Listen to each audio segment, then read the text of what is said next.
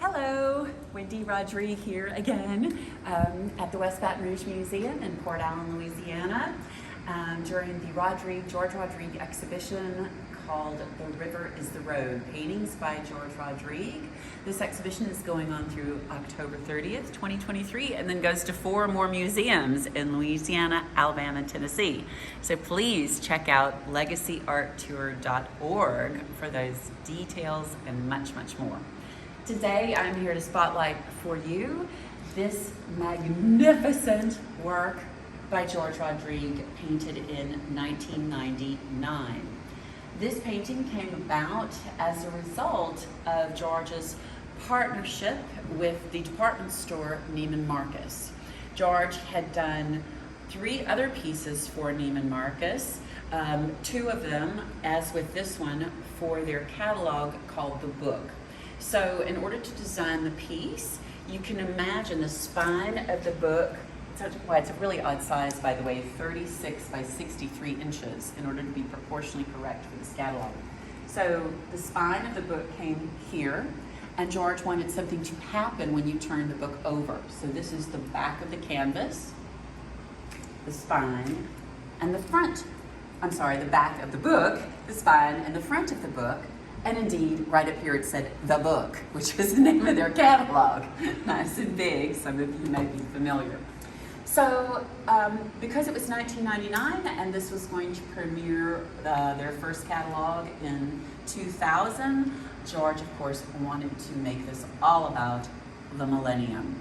And it's been fun sharing that with the kids here at the West Baton Rouge Museum during the summer camps, because it's a chance to say, to remember what a big deal that was, right? We've got 1998, 1999, 2000.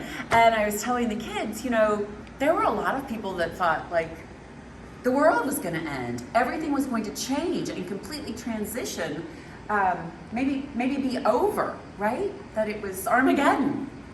And then there were others, people like George and people like myself, who said, no, this is an opportunity to begin. This is an opportunity to expand, to start over. This is a new beginning, the year 2000. So George leapt into this work with that in mind. Here we have Y2K, the year 2000, in case anybody has any confusion about what he's trying to do here.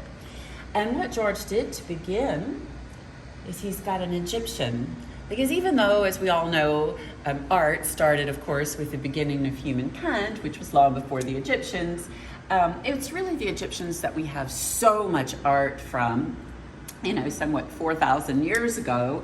And when we think about the pyramids, and we think of Tutankhamun and all of the wonderful Egyptian finds and art. And so George thought, who better than an Egyptian to represent the beginnings of creativity? So here an Egyptian plucks a star from the cosmos. And the star represents creativity, and art begins. And art thrives with the Egyptians and is an integral part of their lives, and continues and thrives as a part of humankind, all humankind, until it runs up against the Dark Ages, when art is destroyed. Art is destroyed. Art goes underground. And art almost doesn't survive. And the Dark Ages here, George has represented in the form of a Viking ship. And sure enough, however, art, fortunately, creativity pushes through the Dark Ages, in this case as a dark sail of a ghostly blue dog, pushes through, and at the very same time, art begins, creativity begins right here in South Louisiana in the form of butterflies. Bright butterflies flying and meeting up at the spine of the book, remember? With the beginnings of creativity. Having pushed through and survived the Dark Ages, here's that hope that George always paints. It's light in the distance. We need hope to take us into the next millennium.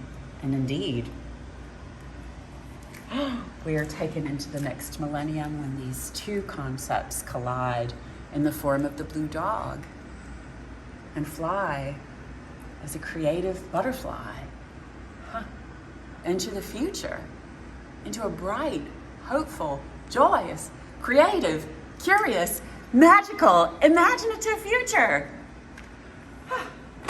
I like that much better than, the end of the world. This seems a whole lot better. Now, before we end, let's talk about how George actually made this piece and designed it, because it's very unusual and not like he normally did. In order to put that whole thing together, because that's a pretty elaborate concept, go George, really imaginative. He actually stretched two canvases, this exact size, this 36 by 63 inches. So if you can imagine, they would have been side by side. We would have had the second one right here, and he would have had them both blank, obviously, and then he would have used one of those blank ones to draw out his design in great detail.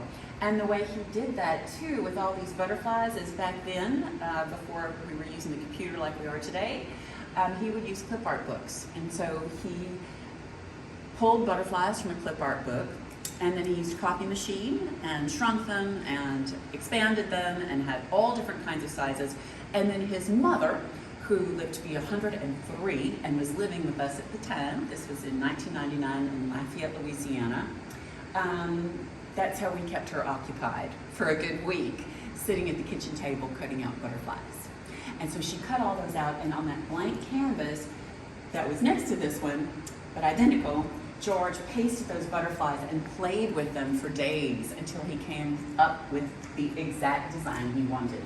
And then he had the two pieces side by side and referred to the one with the butterflies pasted on it in order to paint the final. It's a magnificent work. It's rarely been on view in quite some time, but back in the late 90s, Neiman Marcus hung it in their windows, and it was in their window in Dallas at their store there, which is their home store, and then also their flagship, and also in their store in Houston in the window there with mannequins with the clothing in front, as you can imagine.